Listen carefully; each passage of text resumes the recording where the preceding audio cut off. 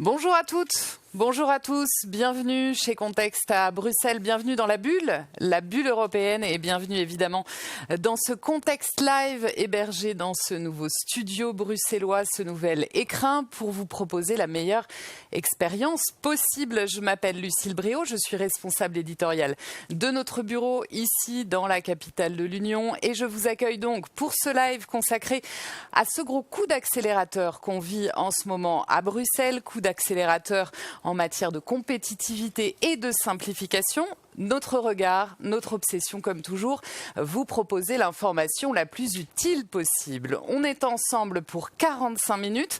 45 minutes pour décrypter le pacte pour une industrie propre présenté par la Commission la semaine dernière, en même temps qu'une série de législations omnibus destinées à simplifier et harmoniser un certain nombre de règles administratives.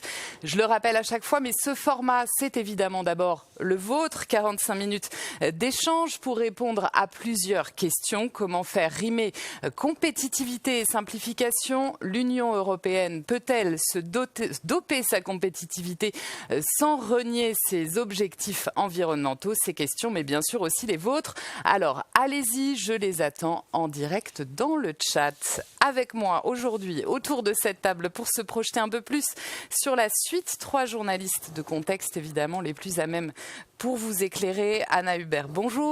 Bonjour Lucille, bonjour à tous. Anna, tu es journaliste pour notre édition Énergie à Bruxelles. Tu as épluché le contenu de ce fameux Clean Industrial Deal, le pacte pour une industrie propre en français. Tu l'as même obtenu avec les équipes de Contexte Énergie avant sa présentation officielle. Alors de quoi vas-tu nous parler aujourd'hui, Anna ? De ce qu'il y a dedans, de ce qu'il n'y a pas dedans, de ce qui manque et aussi de comment on finance tout ça. Merci beaucoup Anna, on te retrouve dans quelques minutes. Laura Mercier, bonjour. Bonjour Lucille, bonjour à tous. Laura, tu es journaliste pour notre édition Environnement à Bruxelles. La simplification n'a presque plus de secret pour toi ces dernières semaines, surtout quand elle touche évidemment aux politiques environnementales. De quoi vas-tu nous parler aujourd'hui, Laura ? De ce premier acte de simplification ou de dérégulation selon les avis, qui est aussi le premier acte législatif de la Commission von der Leyen, son deuxième mandat. Merci Laura et Simon Carreau, bonjour. Bonjour Lucille, bonjour à tous. Tu es journaliste pour notre édition Pouvoir à Bruxelles. Tu vas d'ailleurs couvrir le sommet européen qui commence en ce moment dans la capitale de l'Union. Ce soir, de quoi vas-tu nous parler en attendant toi aujourd'hui ? Moi, je vais essayer d'expliquer d'où vient l'omnibus notamment et vers où on va. Bref, je vais faire un peu de métaphysique. Merci beaucoup Simon, merci à tous les trois. On plonge au cœur du sujet. On attend évidemment vos questions. Allez-y en direct dans le chat pour vous répondre évidemment du mieux possible. On commence avec notre première partie. Elle est sobrement intitulée « Bruxelles saisie par la fièvre de la simplification ». Le titre n'est pas de moi, il est de vous deux, Laura Mercier, Simon Carreau. Vous vous êtes penchés tous les deux sur cette première salve de texte omnibus que la Commission a présentée la semaine dernière. Simon, je me tourne vers toi pour commencer. C'est le premier acte législatif majeur présenté sous la mandature von der Leyen 2, on peut le dire. Alors comment en est-on arrivé là, à ce moment politique ? Alors si on fait la genèse de cet omnibus, enfin ce paquet omnibus de simplification, il faut remonter au printemps 2024. C'est à peu près à ce moment-là que se sont cristallisées les priorités de cette législature qui s'articule autour de la compétitivité européenne et de la défense. La compétitivité européenne, ça a été au menu d'un sommet européen en avril 2024. Et je me souviens à ce moment-là, Macron avait dit en gros, pendant 5 ans on a fait de la norme, maintenant il faut simplifier. Donc c'est à ce moment-là que ça a commencé à... C'est là qu'on a commencé à parler de cette fameuse pause législative, aussi pause réglementaire. Macron avait commencé à parler de pause réglementaire avant ça, 1 an avant. Mais à partir de là, on allait au-delà de la pause réglementaire, on parlait de simplification, c'est-à-dire revenir sur des normes qui avaient déjà été adoptées. Il y a un autre aiguillon de ce mandat, c'est le rapport Draghi, qui a été présenté en septembre 2024. On peut peut-être rappeler qui est Mario Draghi. Mario Draghi, ex-président de la Banque Centrale Européenne, donc qui a remis un rapport sur la relance de la compétitivité qui était très attendu, qui sert un peu d'aiguillon de ce mandat sur les questions de compétitivité. Et il parlait de simplification, même si c'était pas le cœur de son propos forcément, il parlait de la simplification et il citait certains textes dont on va beaucoup parler tout à l'heure, CSRD, CS3D, comme des sources de complications normatives. Il y a une toile de fond qu'il faut citer aussi, c'est que les institutions européennes sont plus à droite qu'avant. C'est vrai à la fois à la Commission où il y a une quinzaine de commissaires étiquetés PPE. On a eu des élections européennes au printemps dernier, on vous le rappelle bien. C'est vrai au Conseil européen où les dirigeants sont plus à droite qu'avant, et c'est vrai au Parlement. Donc dans ce contexte, c'est logique que les thèmes plutôt classés à droite soient porteurs. Je cite aussi une autre toile de fond qui est la présidence Trump, avec une volonté de dérégulation radicale. Si on reprend la chronologie, c'est pas ça qui a conduit les Européens à mettre sur la table la simplification. Néanmoins, ça va être une toile de fond pendant les négociations au Conseil et au Parlement. Ça donnera des arguments supplémentaires à ceux qui veulent aller plus loin dans la simplification. Et on se rappelle que les Européens ont beaucoup aussi martelé qu'ils avaient leur propre agenda, que ce n'était pas un agenda en réaction à effectivement ce qu'on voyait se dessiner à Washington. Oui, les Européens en fait jouent beaucoup sur un distinguo dérégulation qui serait mal versus simplification qui serait bien. Mais d'ailleurs, thématique qu'on abordera avec Laura tout à l'heure. Autre question peut-être pour toi Simon. Alors on parle de ces législations omnibus, de ce paquet omnibus. On peut peut-être essayer de faire un tout petit peu de pédagogie pour les gens qui nous écoutent. Qu'est-ce que c'est en fait que cet animal législatif, j'ai envie de dire cet omnibus dans la sphère européenne dans laquelle vous évoluez L'omnibus, c'est un instrument législatif qui permet de rouvrir plusieurs textes en même temps. L'idée, c'est de ne pas rouvrir tous les textes un par un. Ce qui serait compliqué à gérer sur le plan des négociations. C'est Van der Leyen qui a mis ce mot à la mode en parlant pour la première fois en novembre, je crois, de l'an dernier.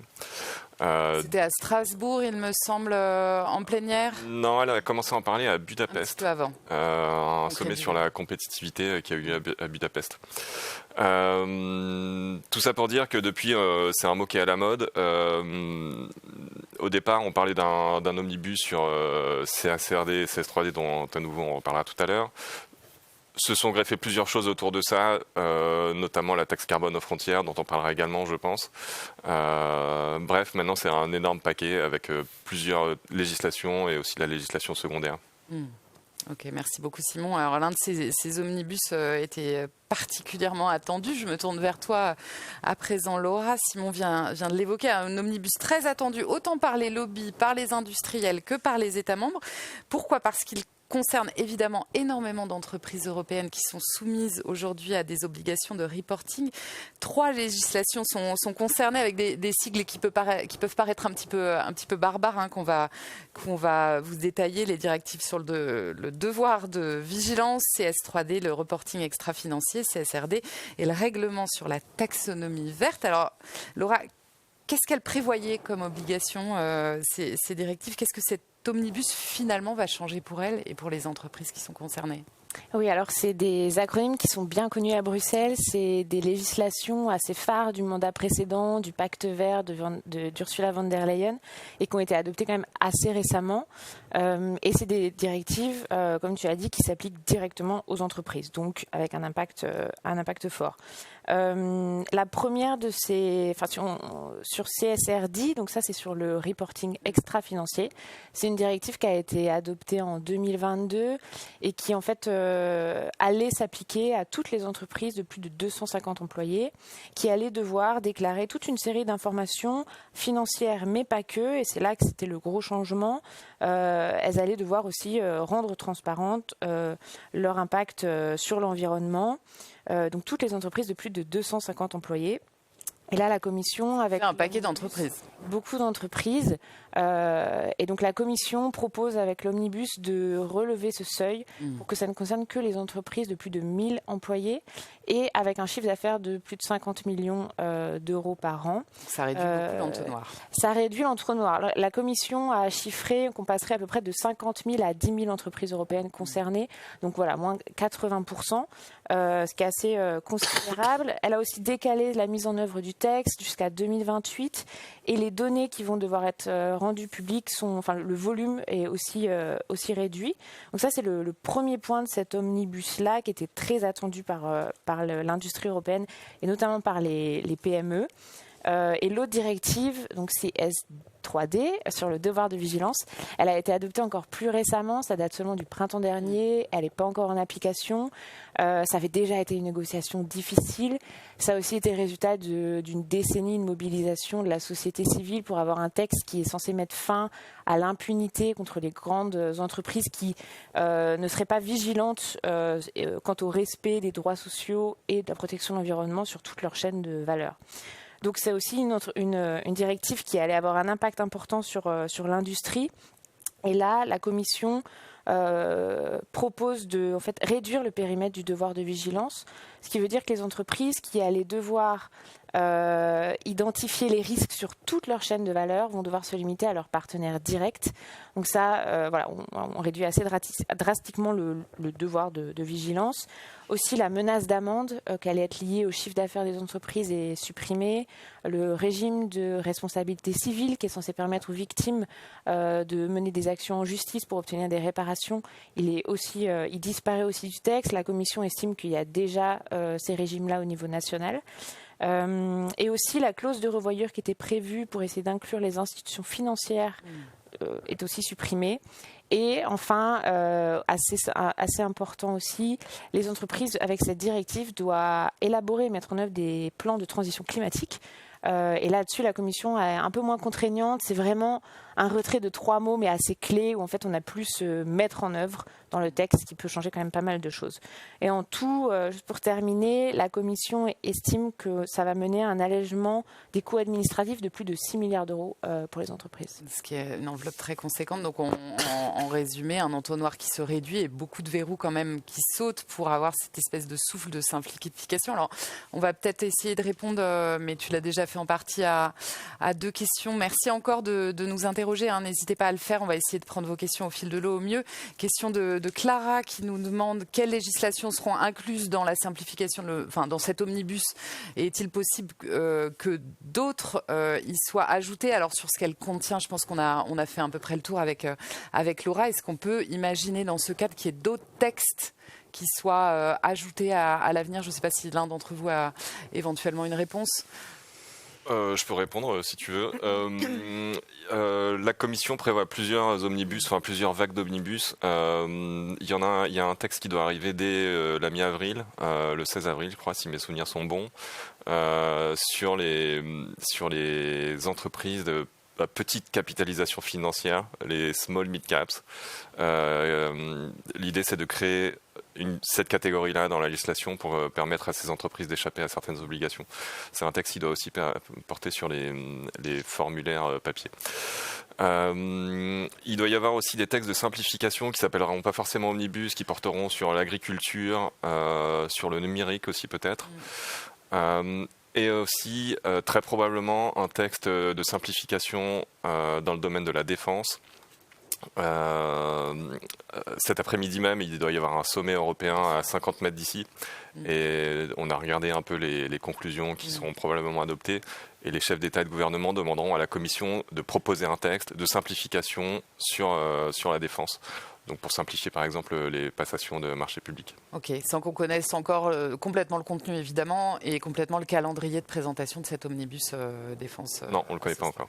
Merci beaucoup Simon. Et une autre question, en remontant le fil, de Béatrice qui nous demandait peut-être une précision. Je ne sais pas si on pourra lui répondre. Lors de la conférence de presse de présentation de la Commission, une procédure fast track a été annoncée pour la CSRD. Est-ce qu'on est en capacité aujourd'hui d'en dire plus? On rappelle qu'on ne peut pas être exhaustif évidemment sur tous les textes qu'on couvre, mais est-ce qu'on a une réponse à apporter à Béatrice? Je me tourne assez naturellement vers toi, Laura. Oui, en fait, la Commission voudrait d'abord que les 2 co-législateurs, donc le Parlement européen et le Conseil, acceptent de, en gros, mettre en pause l'application qui est en cours de ces 2 directives, le temps de les renégocier et finir l'exercice de simplification. Donc c'est ça, elle espère avoir au moins cette confirmation rapidement pour donner un peu de visibilité aussi aux entreprises. Alors, il y a une autre question qui nous arrive, et merci parce qu'elles sont nombreuses, hein, on les prend vraiment au fil de l'eau. Question d'Alix, et après peut-être que je viendrai vers toi, Anna, pour qu'on parle quand même un tout petit peu de taxonomie verte et évidemment de ce règlement qui est aussi en question là. Alors Alix nous demande quelle est la procédure d'adoption d'un omnibus. Alors peut-être un peu de pédagogie. On avait prévu de vous en parler, hein, sur les prochaines étapes de ce texte et qu'est-ce qui va se passer à présent qu'il a été présenté par la Commission. Peut-être Simon, tu as une réponse sur la procédure qui s'est enclenchée?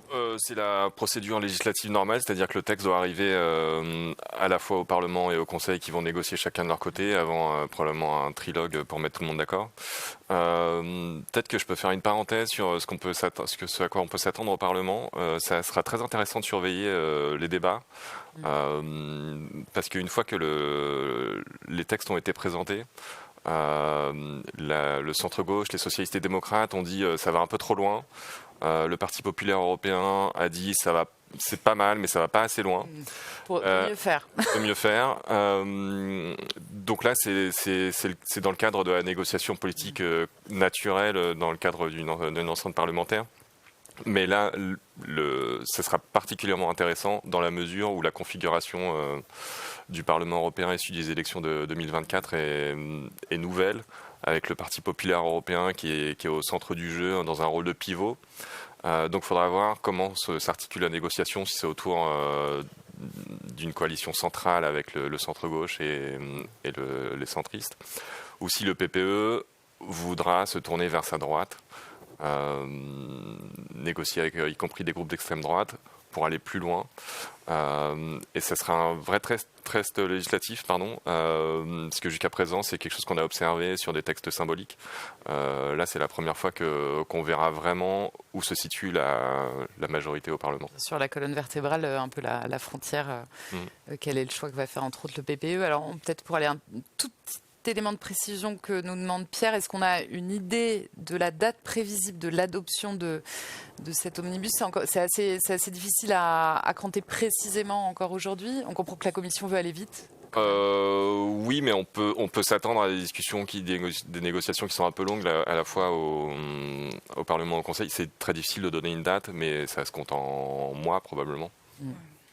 1 an et demi, je pense. 1 an et demi au moins. Effectivement, ça le temps de faire ses navettes et de négocier autour de ces textes. Je vais rebondir aussi à la question que nous pose Manuela dans le chat, qui remercie évidemment Laura pour toutes ces précisions et qui nous questionne sur les mesures, sur la taxonomie. On avait prévu d'y revenir avec Anna sur ce règlement sur la taxonomie verte. Alors, on n'a pas encore pu complètement analyser aujourd'hui toutes les répercussions que ça va avoir sur ce règlement, hein, évidemment cet omnibus. Mais Anna, est-ce que tu peux un peu nous résumer les enjeux à grosse maille, ce qu'on sait aujourd'hui, à quoi on peut s'attendre, quels sont un peu les inputs qu'on a identifiés nous chez Contexte? Déjà, peut-être un petit rappel sur ce qu'est la taxonomie verte. C'est le règlement qui encadre les investissements qui pourraient bénéficier du label vert, ou du label durable plutôt. Donc le texte et plutôt ses actes délégués liste les activités économiques et les critères que ces activités économiques doivent respecter pour bénéficier de ce label vert, investissement vert.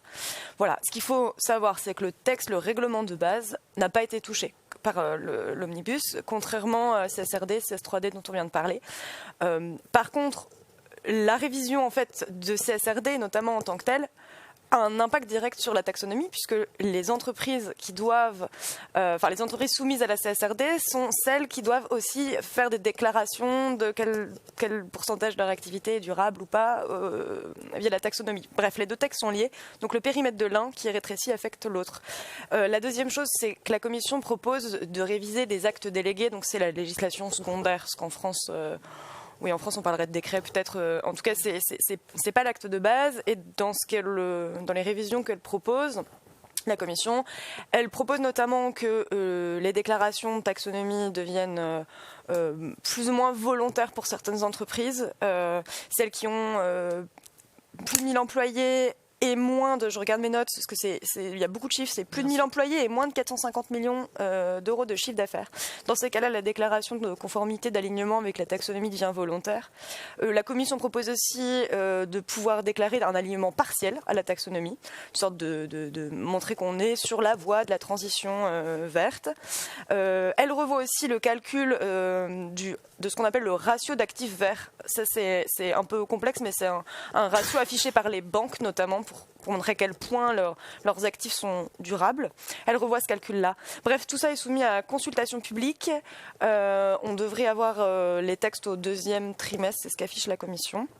Et la prochaine étape, elle dit aussi qu'elle veut aller plus loin, réviser notamment davantage les critères qui font qu'un investissement peut être labellisé comme durable. Et ça toucherait notamment ce qu'on appelle les critères d'innocuité environnementale, le DNSH, le Do Not Harm Principle. Ouais. Et peut-être 2 mots sur le CBAM, si j'ai oui, le temps. Bien sûr. Le CBAM, c'est la taxe carbone aux frontières qui est aussi révisée dans le cadre de ce processus de simplification. Il est retardé d'1 an, alors pas son lancement. La taxe carbone aux frontières prendra effet en 2026. Ce qui est retardé, c'est le paiement par les importateurs de la taxe carbone. Le carbone importé, le CO2 importé en 2026 devra être payé, mais uniquement en 2027. Un petit délai. C'est ce que propose la Commission. Elle propose aussi d'exclure beaucoup de petits importateurs en fait, qui représentent 1% des importations de CO2. S'ils importent moins de, je crois que c'est 50 tonnes de produits par an, ils sont exclus du CBAM. Donc une autre proposition de simplification. Et là, ce qu'il faudra regarder, c'est ce qui va se passer du côté des co-législateurs. On le disait avec Simon tout à l'heure, mais en fait, beaucoup ont déjà prévenu qu'ils voulaient peut-être s'attaquer à ouvrir d'autres parties du règlement une fois qu'il est remis sur le Tant qu'à faire, autant métier. aller un petit peu plus loin. Le PPE a dit qu'il voulait éventuellement avoir plus de provisions sur les exportateurs. La France elle-même a dit que ça n'allait pas assez loin. On verra ce qu'elle fait au Conseil. De toute façon, une révision profonde du CBAM est prévue en 2026. Donc on ira plus loin sur ce texte. Ok, merci beaucoup Anna, c'est très clair. Alors, d'autres questions liées à la procédure qui nous intéresse ce matin, question de Quentin qui nous demande est-ce qu'on a déjà une idée de la ou les commissions parlementaires qui vont élaborer le rapport sur l'omnibus? Est-ce qu'on le sait déjà aujourd'hui ou est-ce que ça reste à écrire? Il me semble que c'est probablement la commission des affaires juridiques, la commission jury. J'avoue ne pas savoir si ça a été tranché officiellement. C'est pas encore tranché officiellement. Ouais. Enfin, il y a eu une proposition et je crois qu'on est au stade où il peut y avoir des conflits de compétences. Et donc, par exemple, sur le CBAM, ce serait plutôt en vie. Non, je pense que c'est encore à arbitrer sur la nature des commissions compétentes. Et une question peut-être pour toi, hein, Laura, sur le Circular Economy Act que tu connais évidemment beaucoup mieux que moi et beaucoup mieux que nous autour de cette table. Est-ce que cet acte sur l'économie circulaire, il pourrait également éventuellement prendre la forme d'un omnibus? Est-ce qu'on sait des choses à ce sujet? Est-ce qu'il y a des nouvelles? On peut peut-être résumer cette question à où est-ce qu'on en est de cet acte sur l'économie circulaire à l'heure où on parle ce matin? On en est vraiment au tout début. C'est attendu que pour fin 2026. Donc la commission, il y aura une consultation publique dans l'année.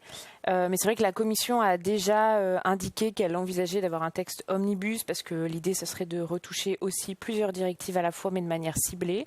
Donc c'est possible. Après, on est vraiment au début de mandat et il y a tellement de rumeurs aussi sur les omnibus. Enfin, tout pourrait faire l'objet d'un omnibus, on a l'impression. Donc voilà, c'est pas acté que ça va être un omnibus. C'est le mot à la mode, mais bon, on peut pas non plus tout faire rentrer dans un omnibus, quoi. Voilà, et puis bon, sur le Circular Economy Act, il y aura quand même tout un travail d'étude d'impact. On n'est pas encore revenu là-dessus pour le devoir de vigilance, mais donc c'est possible que ça évolue encore. Voilà. Merci beaucoup d'avoir répondu à Maria, j'espère que j'écorche pas le prénom, qui nous posait la question. Alors justement, on avait aussi envie de revenir avec toi, Laura, sur la manière dont cet omnibus a été accueilli par les deux parties, hein, finalement, les défenseurs du devoir de vigilance et ses détracteurs. Sur la méthode, il y a eu des questions.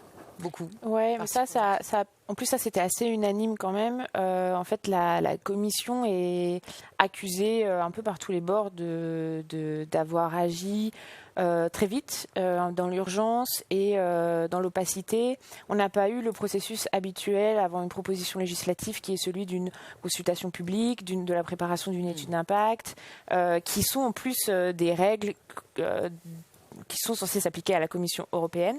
Alors la Commission dit qu'elle voulait agir dans l'urgence. Après, c'est à chacun d'estimer est-ce qu'il y avait ce niveau d'urgence pour justifier ça. Est-ce que c'est le même niveau d'urgence que ce qu'on a pu... Parce que c'est pas inédit que la Commission ne fasse pas d'études d'impact. On l'avait vu sur le paquet sur les énergies renouvelables, REPowerEU, au moment du début de la guerre en Ukraine, ou sur les sanctions contre la Russie. Mais voilà, est-ce que le niveau d'urgence est le même? Là, tout le monde n'est quand même pas d'accord avec la Commission. Et aussi, donc, il n'y a pas eu cette consultation publique. Il y a eu une réunion un peu à huis clos qui a fait énormément réagir parce que la Commission a sélectionné un peu sur le volet certaines parties prenantes avec une forte représentation de l'industrie. Donc ça a été assez critiqué, ce qui fait que le moment où cet omnibus a été présenté, il y avait vraiment un peu une frénésie dans Bruxelles. C'était très attendu. Moi, je trouve qu'on ne parlait plus que de ça. Il y avait énormément de prise de position parce que il n'y avait pas eu cet espace qui est organisé pour que les gens, que les lobbies puissent prendre position. Donc ça a été assez critiqué. Et il n'a pas été très bien accueilli, en tout cas par la société civile, parce que pour eux, c'est un retour un retour en arrière en fait sur la protection des droits humains et de l'environnement. Et du côté de l'industrie, ça a un peu mitigé. Les représentants des PME sont quand même assez satisfaits de ce que la Commission propose, mais le patronat, par exemple en France, a déjà dit que ça n'allait pas encore assez loin. Ouais, je me tourne vers toi, Simon, à ce sujet, parce que évidemment, on a un prisme français chez Contexte. Comment la France a peut-être déjà, au niveau diplomatique, essayé de pousser ses idées, et comment elle a accueilli cet omnibus?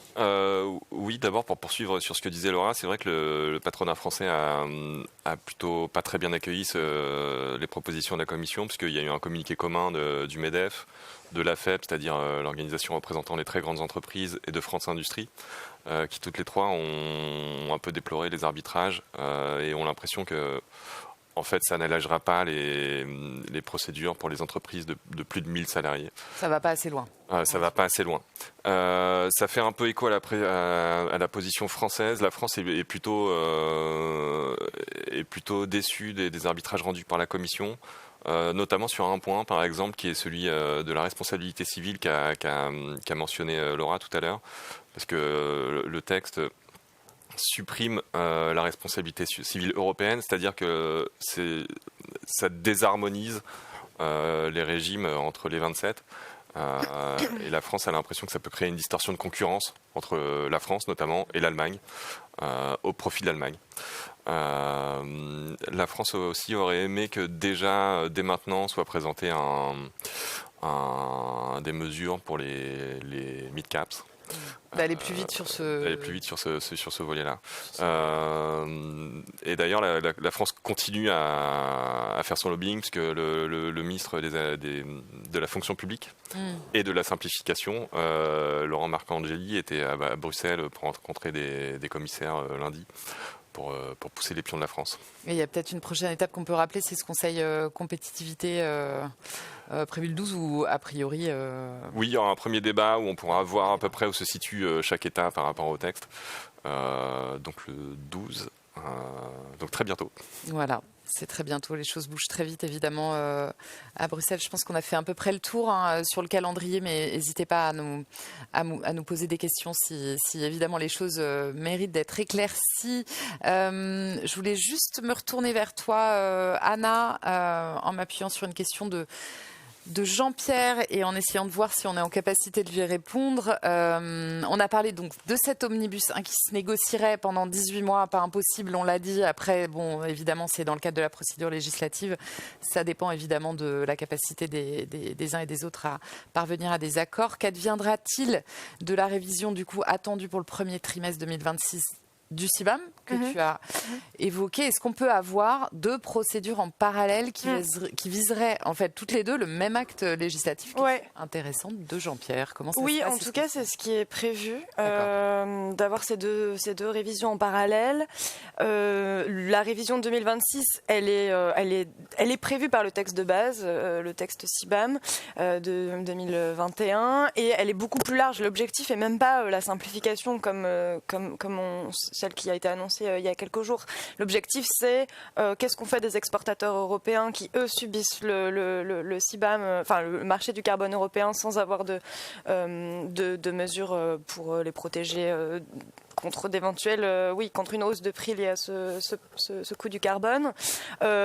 Éventuellement aussi élargir les secteurs inclus dans le CBAM, donc c'est même peut-être l'inverse en fait de ce qu'on a fait là. Il est tout à fait prévu que les 2 se fassent en parallèle. Ce que la France aurait voulu, c'est que les 2 soient ramassés en un seul texte. Mais effectivement, on peut imaginer 2 équipes de négociation différentes au Parlement. Voilà, parce que en fait, ce sera 2 textes. Enfin, il s'agit de réviser le même texte, mais c'est 2 véhicules législatifs différents, un texte, un règlement de simplification, et un autre qui viendra effectivement l'année prochaine. Merci beaucoup, Anna. J'espère qu'on a répondu à la question de Jean-Pierre, puisque le temps avance. Alors déjà, pour aller plus loin, avant de clore cette première partie sur cette vague de simplification et ces omnibus qui vont évidemment, on l'a compris, se multiplier dans les prochains mois à Bruxelles, je vous recommande 2 articles que Samuel, notre modérateur, vous partage en ce moment dans le chat. Le premier est signé par Simon Carreau et Laura Mercier. Bruxelles saisie par la fièvre de la simplification. Et le deuxième est signé par toi, Laura, avec Jack Schickler. Le projet de la Commission sur la simplification fait craindre le pire aux défenseurs du devoir de vigilance. Voilà pour vous de petites pépites pour essayer d'y voir plus clair. On passe à présent à notre deuxième partie consacrée au pacte pour une industrie propre, le Clean Industrial Deal. On l'aura compris, Clean, faire plus propre est devenu un peu le nouveau green, faire plus vert. Si je vous résume ça très simplement, ce pacte, il a été présenté également la semaine dernière, le 26 février. Ce n'est pas neutre, il a un objectif, concilier le renforcement de la compétitivité européenne et maintenir les objectifs fixés en matière de décarbonation. Anna, donc je me retourne vers toi pour parler de ce Clean Industrial Deal. Je ne sais pas si tu le connais encore par cœur, mais franchement, à force de l'éplucher, ça va finir par être le cas. Alors, peut-être très simplement pour ceux qui nous suivent et qui n'ont pas épluché de manière aussi fine ou qui ne sont pas encore abonnés à Contexte Énergie, qu'est-ce qu'on trouve dans ce pacte et éventuellement qu'est-ce qu'on n'y trouve pas? D'abord, peut-être dire que c'est une communication, et c'est une communication chapeau qui est la première pierre de tout un ensemble de ramifications, d'un édifice entier de petites initiatives ou de grandes initiatives qui arriveront tout au long du mandat. Donc il ne faut pas attendre une révolution avec ce texte. C'est une communication. Le but, c'est de décarboner l'industrie avec un accent mis sur les énergo-intensifs, les industries qui consomment beaucoup d'énergie. On y apprend quand même quelques petites choses, que la Commission veut lancer une banque de la décarbonation, 100 milliards d'euros sur 10 ans, on y reviendra, on parlera tout à l'heure du volet financement, que la Commission veut pousser un label produit bas carbone pour encourager les produits justement plus durables et aussi elle assume dans cette communication une sorte de Made in Europe, une préférence pour le Made in Europe plus que ce qu'elle faisait avant. Elle veut aussi soutenir les contrats d'achat d'électricité, ce qu'on appelle les PPA, conclus par les entreprises pour les aider à se fournir en électricité bas carbone, en énergie bas carbone. Elle fait tout un tas de promesses pour la suite du mandat. Elle évoque la loi sur l'accélération de la décarbonation industrielle pour la fin de l'année, une sorte de NZIA pour les puristes, mais qui serait adapté aux énergo-intensifs. On est sûr qu'on a des puristes parmi nous ce matin. Ils me comprendront. On pourra y revenir aussi. Elle présente aussi en parallèle de ce pacte industrie propre un plan pour l'énergie abordable. On pourra y revenir aussi, qui vise à baisser les prix de l'énergie. Voilà, ça c'est ce qu'il y a dedans. Et oui, effectivement, l'autre constat assez notable, c'est qu'il y a aussi des choses qui n'y sont pas et qu'on aurait pu attendre dedans. Et toi, avec ton collègue Damien Génicou, vous avez évidemment, ça ne vous a pas échappé, la cible climatique 2040 n'est pas dedans. Elle n'a pas été présentée en même temps que ce pacte. Est-ce qu'on sait pourquoi? Vous avez écrit sur le dessous des cartes. On peut vous partager d'ailleurs le papier de Damien, signé aussi par toi, Anna. On racontait ça, c'était assez étrange. On avait des échos pendant longtemps qui laissaient penser que malgré ce que pouvait pousser la DG Climat à Bruxelles, la cible climatique 2040 était encore trop sensible pour être présentée en même temps que le pacte industrie propre. Finalement, quelques jours avant, on a cru que c'était possible. On avait les échos plutôt inverses, où certains, peut-être Teresa Ribera ou d'autres, auraient gagné un arbitrage. Et puis finalement, non. Bref, c'était nos rebondissements à Popcorn à Bruxelles. En fait, le texte est prêt depuis très longtemps. C'est ce dont on est sûr. Il est très simple. Il vise à proposer de baisser les émissions de 90% par rapport au niveau de 1990 en 2040. Simplement, ceux qui ont tranché, c'est le cabinet von der Leyen. En tout cas, ça, c'est ce qu'on comprend. Et ils ont estimé que le sujet était encore trop sensible, notamment du côté des États membres. Ils ne voulaient pas forcément ouvrir un nouveau front. On avait déjà plusieurs textes sur la table. La Pologne, qui a la présidence du Conseil de l'UE, elle a ses élections présidentielles en mai et ne veut absolument pas que le sujet climat, qui est très sensible là-bas, vienne polluer entre guillemets le débat. Il y a beaucoup de fake news, c'est un débat assez tendu. Ils ne voulaient pas avoir à négocier pendant leur présidence, qui s'arrête en juillet. Enfin, fin juin, ils ne voulaient pas avoir à négocier ce texte-là, cette cible climatique.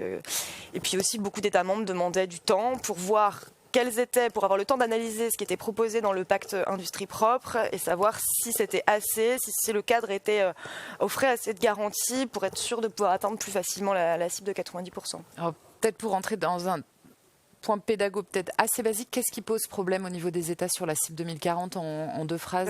L'ambition, en fait, principalement l'ambition, c'est très élevé. Alors on a une neutralité climatique en 2050, donc on sait qu'on va devoir arriver à 100% d'émissions en moins, en tout cas net en 2050. Donc on peut imaginer que 90% ne vient pas de nulle part. Reste que symboliquement c'est difficile à avaler, notamment pour les opinions publiques dans certains États membres, et pas seulement à l'Est. La France elle-même, je dis l'Est parce que pour la cible 2030 c'était notamment la Pologne, l'Estonie, certains pays plutôt à l'est de l'Europe freinaient des quatre fers. Là, même des grands pays, la France dit en fait on veut des mesures, on veut des garanties qui feront qu'on a un cadre qui nous accompagne, et on veut être sûr aussi qu'on révise pas toutes les textes qu'on avait révisés il y a très peu de temps pour arriver à la cible 2030. On n'ouvre pas toutes les boîtes tous les 2 ans. La France ne veut pas rouvrir la cible énergie renouvelable, par exemple, ne veut pas que cette cible climatique s'accompagne d'une cible énergie renouvelable encore plus haute, qui serait, selon elle, un frein à développer plus de nucléaire. Voilà, donc chaque État a un peu son propre raisonnement, mais l'ambiance générale au Conseil, c'est trop d'ambition. Justement, puisque tu as enclenché le mot magique pour Contexte Énergie, le mot nucléaire, est-ce qu'il a trouvé sa place dans ce pacte pour une industrie propre, et si oui, parce que j'imagine que c'est un peu ta réponse, de quelle manière?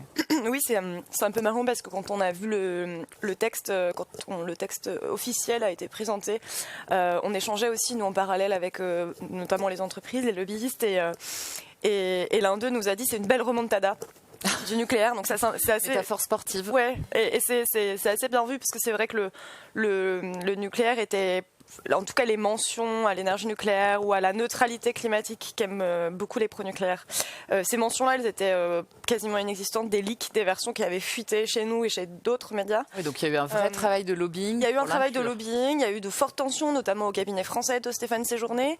Les choses étaient très tendues jusqu'à assez tard dans le process, et on a une petite victoire, on dirait symbolique, des pro-nucléaires, puisqu'il y a de nombreuses mentions de la neutralité technologique, puisque le pacte industrie propre, notamment, s'engage à soutenir les petits réacteurs modulaires, les SMR. Il s'engage aussi à aider à concevoir des CFD, donc ça, là encore c'est un peu technique, mais c'est les contrats pour la différence, c'est des contrats qui aident notamment ceux qui veulent construire, les États qui veulent construire des centrales nucléaires à les construire avec une aide de l'État. Et surtout, le texte, le pacte industrie propre, garantit, je l'ai dit tout à l'heure, une partie des contrats qu'on appelle PPA, des contrats d'électricité qu'ont souscrit les entreprises auprès d'un approvisionnement à la fois renouvelable et nucléaire. Donc les pronucléaires sont très contents d'être sur le même, c'est leur grand combat, d'être sur le pied d'égalité avec les renouvelables. C'est chose faite, c'était pas le cas dans une précédente version du texte, comme je le disais. Après, il y a un débat, on a une garantie des PPA qui s'élève à 500 millions. Certains disent que c'est beaucoup, enfin c'est trop peu en fait. Dans les faits, ça ne soutiendra pas les PPA nucléaires. Bref, c'est pas tout rose, mais globalement, la France, sur le volet nucléaire notamment, est plutôt satisfaite des textes. Et pour aller plus loin, je vous recommande cet article d'Anna à Bruxelles. Le nucléaire se fait une place dans le pacte pour une industrie propre que Samuel nous partage. Merci beaucoup dans le chat. Et je pense qu'on a à peu près répondu en parallèle à la question de Fabien qui nous demandait si ce pacte était plutôt une victoire pour les pro-nucléaires, mention nombreuse, je cite, de la neutralité climatique, ou une défaite, une seule mention du nucléaire contre plus d'une dizaine pour les ENR. Ça dépend d'où on part en fait.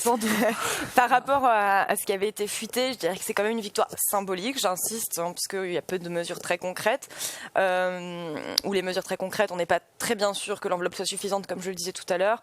Donc ça dépend d'où on part. De toute façon, les pro-nucléaires auront toujours envie de plus et auront toujours des idées supplémentaires à ajouter. Et on ne doute pas qu'il y aura d'autres, comme je le disais, en fait c'est une communication chapeau, il y aura un tas d'autres initiatives, ce sera autant d'occasions de renouveler ce lobbying. C'est les sujets de renouveler ce lobbying. Merci Anna, c'est très clair. En regard, je me tourne vers toi Laura à présent. Un autre secteur s'est fait une place dans ce pacte, secteur que tu suis aussi beaucoup toi pour Contexte Environnement, celui de la chimie. Qu'est-ce qui s'est passé? Qu'est-ce que cela veut dire? Est-ce que c'est une victoire aussi pour la France en la matière? Oui, il y a un peu de ça aussi. En fait, c'est la chimie. Enfin, c'est pas une énorme surprise que la chimie soit mentionnée dans cette stratégie. C'est un des secteurs énergo-intensifs que Anna a mentionné un peu avant. Donc, et c'est un secteur qui est aussi quand même jugé clé pour. C'est souvent dit comme l'industrie des industries. Sans la chimie, il n'y a pas vraiment d'autres industries. Donc, c'est pas une surprise de le trouver dedans. Par contre, ce qu'on a vraiment observé, c'est en effet un lobbying très fort de la France pour avoir des garanties et des annonces de la Commission qui seront concrétisées en fin d'année. Donc là, avec le Clean Industrial Deal, la Commission annonce qu'elle va reconnaître, c'est déjà une reconnaissance, le caractère critique en fait du secteur, sachant que cette étiquette critique, c'est vraiment quelque chose qu'on a vu aussi monter dans les dernières années. On a les matières premières critiques, on a les médicaments critiques bientôt, il me semble aussi. La semaine prochaine, c'est un peu il y aura d'ailleurs un live sur le règlement sur les médicaments critiques. Parfait. Je vais vous expliquer de quoi il en tourne. C'est un peu un Graal, ou une étiquette que les industriels essayent d'avoir, parce que derrière, ça veut dire que c'est un secteur qu'on va essayer de soutenir. On va essayer de soutenir sa production. Ça veut dire essayer qu'il y ait plus d'investissement dans le secteur. C'est aussi potentiellement des procédures de permis qui sont facilitées. C'est ce qu'on a vu sur les matières premières critiques. Donc c'est vraiment donc là la Commission le reconnaît et la France avait entamé ce lobbying. Nous on a vu ça à partir de la fin d'année dernière. On avait déjà vu alors l'ex-premier ministre lequel on s'y perd un peu. Ouais, lequel on s'y perd un petit peu. Gabriel Attal. Michel Barnier. Et après, Bayrou a aussi repris ça. Et donc, la France a fait son lobbying à la fois vers la Commission européenne, auprès notamment du cabinet de Stéphane Séjourné, et auprès des États membres. Donc, auprès de la Commission, elle a réussi. La Commission devrait, à la fin de l'année, on attend un paquet sur l'industrie de la chimie. Donc, dans ce cadre-là, elle devrait vraiment consacrer le secteur comme critique et aussi reconnaître une série de molécules comme critiques. Et maintenant, la France est aussi active auprès de ses partenaires, les autres États membres. Elle fait tourner en ce moment un non-paper, donc une note informelle, en vue du Conseil de la réunion des ministres de l'Industrie de la semaine prochaine, où elle va d'ailleurs aussi lancer, elle est à l'initiative d'une nouvelle alliance de pays, l'Alliance de l'Industrie Lourde, les Amis de l'Industrie Lourde. C'est aussi à la mode, la multiplication des alliances à Bruxelles. Exactement, donc ça sera en marge du Conseil compétitivité, et donc c'est pas seulement sur la chimie, il y a aussi sur l'acier, mais la chimie serait le premier secteur qui fera l'objet de discussion le 12 mars prochain. Donc voilà, une victoire en tout cas, qui va dans le sens de ce que demandait la France et aussi le secteur de la chimie, qui n'est pas en reste d'obtenir ça auprès de la Commission. Merci beaucoup, Laura. On avait promis de vous parler de financement parce que c'est évidemment extrêmement important et c'est un peu le nerf de la guerre en ce moment sur tous nos sujets. Et je vais m'appuyer sur la question de Florent pour rebondir avec toi, Anna, sur ce sujet. Florent nous demande, alors les 100 milliards de la Banque pour la décarbonation, sont-ils de nouveaux fonds ou recyclés ou des autres fonds privés? Sont-ils des subventions, des prêts, des garanties? Autrement dit, en fait, comment cette belle enveloppe, on le rappelle, dotée de 100 milliards sur 10 ans, est financée? Ouais, 100 milliards. Donc ça s'appelle d'abord peut-être dire que ça s'appelle banque pour la décarbonation, mais ça n'a absolument rien d'une banque. C'est le terme à la mode. Il s'agit d'argent, oui, mais pas vraiment d'une banque. Ce qu'on nous a raconté, c'est on arrivait au chiffre de 100 milliards un peu au dernier moment. C'était un peu le dernier arbitrage avant la présentation du pacte industrie propre. Il fallait un chiffre un peu claquant, et on a abouti à 100 milliards d'euros sur 10 ans. Ce n'est pas de l'argent frais, non, ça serait trop beau. On recycle alors. On recycle, on fait des paris un peu sur l'avenir aussi. Si je précise un petit peu comment s'articule, d'où viennent ces 100 milliards, il y a 25% qui viennent du fonds d'innovation actuel. Donc le fonds d'innovation, c'est ce qui est financé par une partie des recettes du marché du carbone européen, l'ETS. Il y a 25% qui vient du fonds InvestEU, on n'en a pas parlé, mais lui aussi est l'objet d'un omnibus et qui grossirait un petit peu dans ce cadre-là. 30% serait issu des contributions des États membres. Donc là, on n'en a pas encore vu la couleur. C'est un pari de la Commission. Sachant que les États membres sont un tout petit peu sollicités en ce moment. Exactement. Sur d'autres champs. Beaucoup de priorités. Voilà. Et 20%, les 20% restants, ce seraient les nouvelles recettes du marché du carbone lorsque celui-ci serait révisé en 2026, donc très bientôt. Donc on fait beaucoup de paris. Un pari sur la contribution des États membres, on l'a dit. Un pari sur le prix du CO2, puisque les recettes du marché du carbone dépendent du prix du carbone. Voilà, donc la part d'argent frais est assez minime. Ce qui est rigolo, c'est de voir ce qu'on nous a raconté, en tout cas, c'est qu'on avait l'impression que c'était la première bataille du MFF. Le MFF, c'est le budget européen sur 7 ans qui doit être négocié très bientôt, plus sérieusement à l'été. Là, on avait une première bataille déjà, on parlait d'argent. Et c'était compliqué, il fallait annoncer un gros chiffre, il fallait parler d'argent, et en même temps, on n'avait pas de nouveau budget européen. Donc voilà pourquoi on a une équation un peu compliquée comme ça. Et peut-être, juste si je peux ajouter, puisqu'on parle de financement, et qu'il y a des questions sur le sujet aussi, le Clean Industrial Deal, le pacte industrie propre, s'accompagne d'une révision des aides d'État, en tout cas d'un cadre spécifique, un nouveau cadre pour les aides d'État lié, qui doit servir les priorités du pacte industrie propre. Et en fait, c'est peut-être ça plus que la banque, en tout cas à court terme, qui va permettre de débloquer des fonds plus facilement. Les États membres auront beaucoup plus de latitude pour soutenir alors beaucoup les renouvelables. Cette fois-ci plutôt peu le nucléaire. En tout cas, c'est ce qui se dégage d'un texte qu'on avait eu il y a quelques semaines, que vous pouvez retrouver chez Context, qui devrait évoluer, qui a été envoyé ou qui doit être envoyé aux États membres très bientôt, qui fait encore l'objet d'une consultation, mais qui devrait permettre aux États de donner des enveloppes un peu plus larges, plus facilement, avec moins de contrôle de Bruxelles, à des secteurs stratégiques, aux solutions de décarbonation renouvelables. Merci beaucoup, Anna. Je ne résiste pas à te poser une toute dernière question avant de devoir clore ce live, parce qu'on arrive au bout du temps qui nous est imparti. Question de Lucas qui nous demande si on a des nouvelles de l'acte délégué sur l'hydrogène bas carbone. Je sais que toi aussi, Anna, oui, un peu tous les matins, tu te réveilles en disant, mais exactement, où est cet acte délégué? Tout à fait, c'est ma première pensée en me réveillant. Que se passe-t-il avec cet acte délégué? On n'a pas de nouvelles, la Commission le promet au premier trimestre, donc avant la fin du mois. Il y a de nombreuses rumeurs, ça devait tomber la première semaine de mars. Finalement, on voit qu'en fait, il y a une espèce de... Il y a aussi le calendrier est très mouvant, il y a une stratégie pour la sortie des combustibles russes qui devait être à la fin du mois, qui est décalée. Donc, on est dans cette période un peu... On ne sait plus trop si on peut se fier aux engagements de la Commission quand elle dit premier trimestre. Est-ce qu'on aura quelque chose sur la table en mars? Il semble que Stéphane Séjourné lui-même, donc vice-président de la Commission et commissaire français, se soit engagé sur un acte délégué sur la table très rapidement. Après, c'est juste juste, je rappelle la proposition de la Commission. Ensuite, il y a 2 mois renouvelables pendant lesquels les co-législateurs peuvent l'amender. Donc, dans tous les cas, la Commission dit qu'elle a jusqu'à août pour avoir un acte délégué définitif. Donc, elle est encore dans les temps. Merci beaucoup à Anna. Merci d'avoir répondu à Lucas. On espère peut-être qu'un jour on pourra reparler dans un prochain live de cet acte délégué. J'espère aussi. Ensemble, et évidemment, pour aller plus loin sur ce pacte pour une industrie propre, je vous recommande également 2 articles de contexte. Le plan de la Commission pour une industrie propre et compétitive signé Anna Hubert avec Laura Mercier et Isabelle Smet.